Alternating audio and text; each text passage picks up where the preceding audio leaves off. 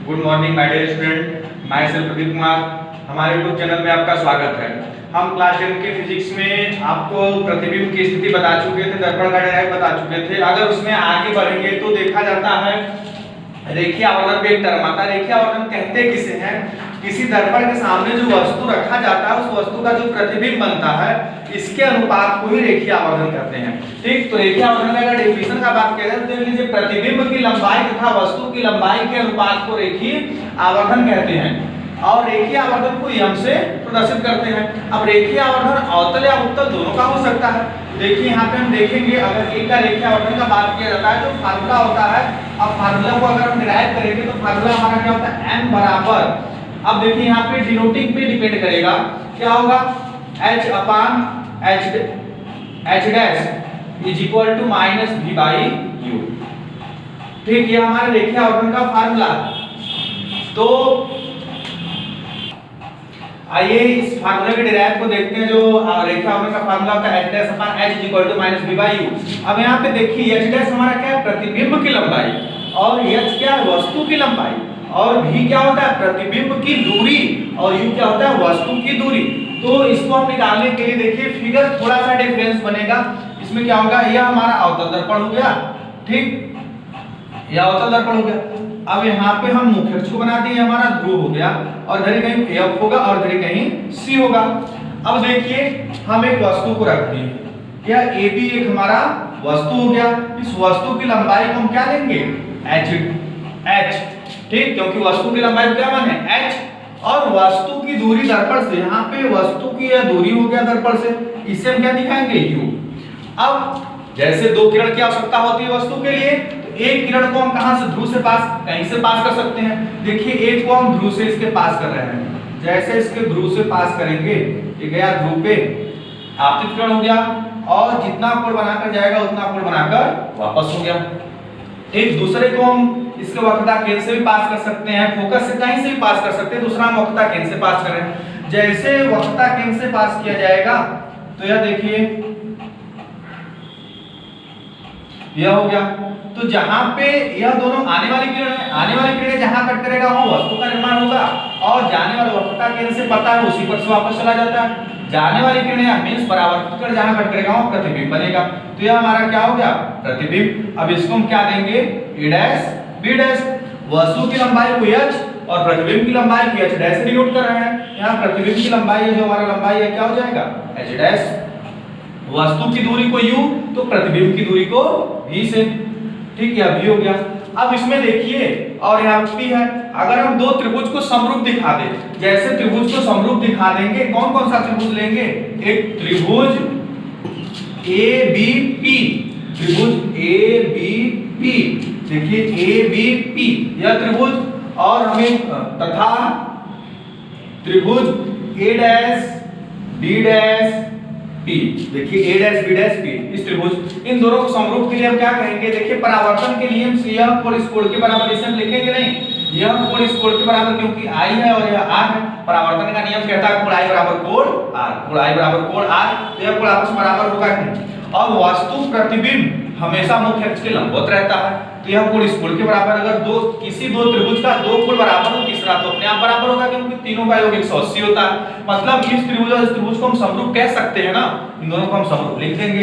जैसे समरूप लिख देंगे ABP समरूप त्रिभुज A dash B dash P। अब देखिए हमें यहाँ पहले प्रतिबिंब चाहिए, इसलिए हम पहले प्रतिबिंब वाले त्रिभुज के अनुपात लेंगे और बाद में इसके अनुपात को लेंगे।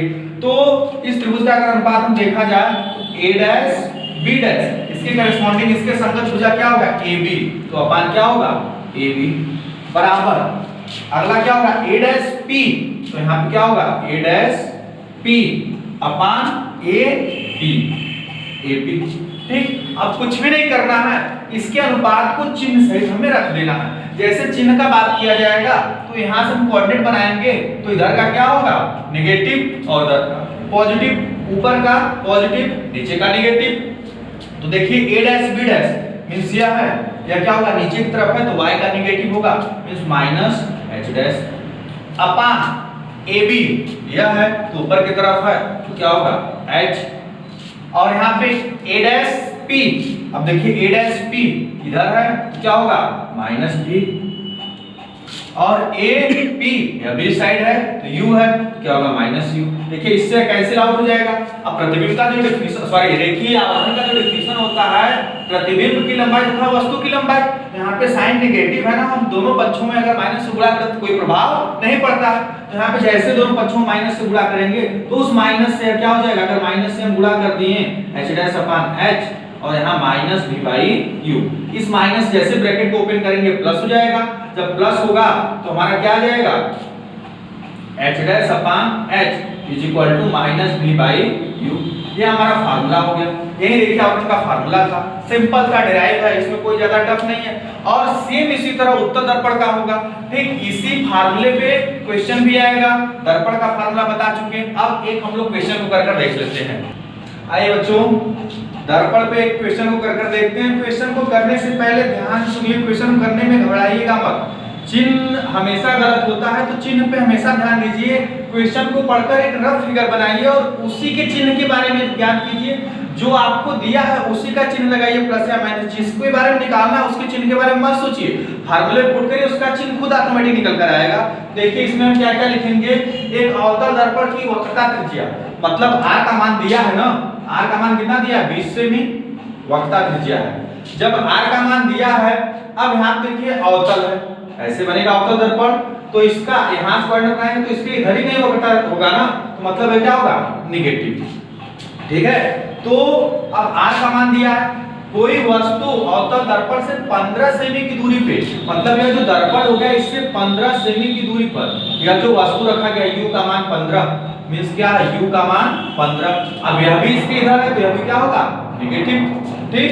तो बोल रहा है दर्पण से प्रतिबिंब की दूरी पूछा है, इसका मतलब v का मान आपसे पूछ रहा है। देखिए जो दिया गया उसके चिन्ह के बारे में बात कर लिए, जो नहीं दिया उसके चिन्ह के बारे में कुछ बात नहीं करेंगे।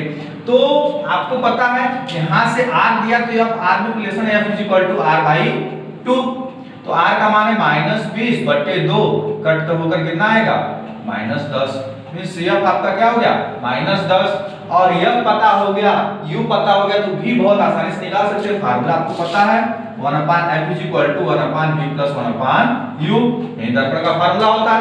इसमें पुट करिए, f का मान क्या है 1/-10, 1/v प्लस u का मान क्या है 1/-15, इस प्लस माइनस से माइनस हो जाएगा, इधर आएगा क्या हो जाएगा प्लस, तो यहाँ पे लिख सकते हैं 1/10 1/v माइनस 1/15, इधर आएगा बराबर, इधर तो प्लस हो जाएगा, मतलब 1/v बराबर 1/15 माइनस 1/10। अगर इसका एलसीएम लेंगे तो एलसीएम कितना आ जाएगा 30, तो कितने बार में 2 बार में, माइनस कितने बार में 3 बार में, ठीक। तो 1/v घट गया तो माइनस 1/30। अब देखिए माइनस है तो यहाँ पे क्या हो जाएगा, जो v का वैल्यू अगर कंपेयर किया जाए v का वैल्यू -30।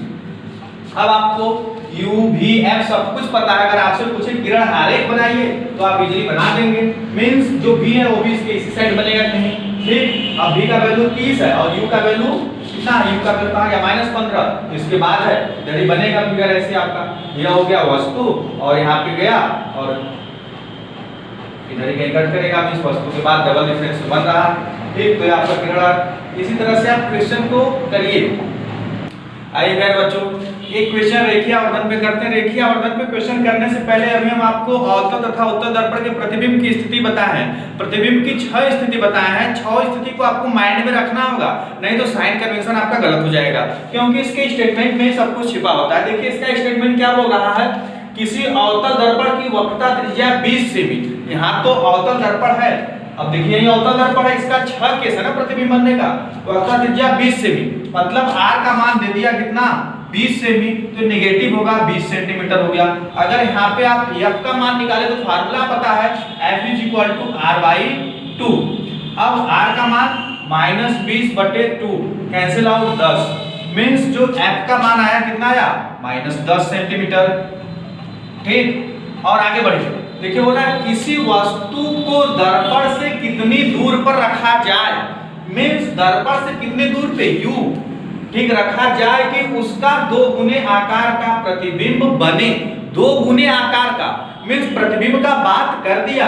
अब यही देखिए, अगर यह वस्तु है ना तो इसके दो गुने आकार का, मतलब इसका दो गुना, मीन्स h को क्या माने, माना वस्तु की लंबाई बराबर h, तो प्रतिबिंब क्या हो जाएगा, h डैश। ठीक, अब देखिए 6 केस में से 5 केस में वास्तविक बनता था, जिसमें प्रतिबिंब उल्टा बनता था। अगर याद होगा तो बहुत इजी हो जाएगा क्वेश्चन करना। तो h डैश जो है, अब यहां आप देखिए क्या बोला, उसके दो गुने आकार का वास्तविक प्रतिबिंब बने, मतलब उल्टा ही बन रहा है, तभी वास्तविक एक ही सीधा बन रहा था जो काल्पनिक हो जा रहा था। तो h का मान अगर प्लस होगा, h डैश का मान माइनस हो जाएगा। फार्मूला आपको पता है क्या होता है, रेखीय आवर्धन m बराबर h dash upon h is equal to minus v by u, मतलब जो दो गुने। अब यहाँ पे अगर h को, इसको आप x मानेंगे, वस्तु को, तो प्रतिबिंब क्या हो जाएगा, 2x होगा कि नहीं। तो आप यहाँ पे पुट करेंगे तो क्या आ जाएगा रिलेशन, h डैश का मान क्या है, अब नीचे है तो नेगेटिव होगा, minus 2x upon x is equal to minus v by u। अब देखिए यहाँ पे इसका मान क्या आ जाएगा, x x कैंसिल आउट हो जाएगा, minus 2 is equal to minus v by u। अगर हम चाहते तो डायरेक्ट आपसे कह देते कि अवतल दर्पण में जब जब वास्तविक प्रतिबिंब होगा तब रेखीय आवर्धन का मान माइनस नेगेटिव होगा, लेकिन आपको हम कर बता दी। तो यहाँ से जैसे आप सोल्व करेंगे तो u v में एक रिलेशन आ जाएगा, माइनस से माइनस कैंसिल आउट हो जाएगा, v इज इक्वल टू क्या होगा, क्रॉस मल्टीप्लाई होगा 2u। अब दर्पण के फार्मूले पे रखकर u v का मान आप इजीली निकाल सकते हैं। फार्मूला क्या है, 1/f is equal to 1/v minus 1/, plus 1/u। अब यहाँ पे f का मान क्या है, माइनस 10, 1/-10। अब यहाँ पे v की जगह हम क्या रख सकते हैं, 2u। जब रखेंगे तो 1/2u और प्लस 1/u। ठीक, अब यहाँ पे तो यहाँ देखिए 1/f is equal to 1/v plus 1/u। तो f का मान क्या है, माइनस 10 रख दिए, और v का मान क्या रिलेशन निकाले, v is equal to 2u आ गया, यहाँ पुट कर दिए, v की जगह 2u और u है। इसे आप सॉल्व करेंगे एलसीएम लेकर, तो इसका एलसीएम क्या आएगा, एलसीएम आएगा 2u, और ये कितने बार में जाएगा, 1 टाइम जाएगा, कितने टाइम जाएगा, 2 टाइम जाएगा। तो यहाँ पे क्या जाएगा, जब सॉल्व करेंगे 1/-10 बराबर 3/2u। अब इसका क्रॉस मल्टीप्लाई करेंगे तो क्या हो जाएगा, 2u is equal to minus 30, तो u इज इक्वल टू क्या हो जाएगा, माइनस 15। मतलब u का मान आ गया माइनस 15, मतलब दर्पण के सामने रखा गया है तो प्रतिबिंब पूछा है, तो यहाँ पे रिलेशन क्या निकल कर रहा है, v is equal to minus 2u। तो इसमें आप पुट कर दीजिएगा, तो v is equal to 2, u का वैल्यू क्या है, माइनस 15। तो कट कर क्या आया, v इज इक्वल टू 15 गुना 30 माइनस 30। यह u और v का आपका मान है। तो इसमें सबसे पहले आप तो याद रखिए कि 5 केस में जैसे वास्तविक कहेगा तो मैग्निफिकेंस जो आवर्धन होगा क्या होगा, नेगेटिव होगा। अगर नहीं आ रहे तो आप फार्मूले से पूरा डिराइव के बेसिस पे कर सकते हैं, तो इस तरह से करिए। आपके बुक में ढेर सारा क्वेश्चन है, उसको करिए। तब तक के लिए धन्यवाद।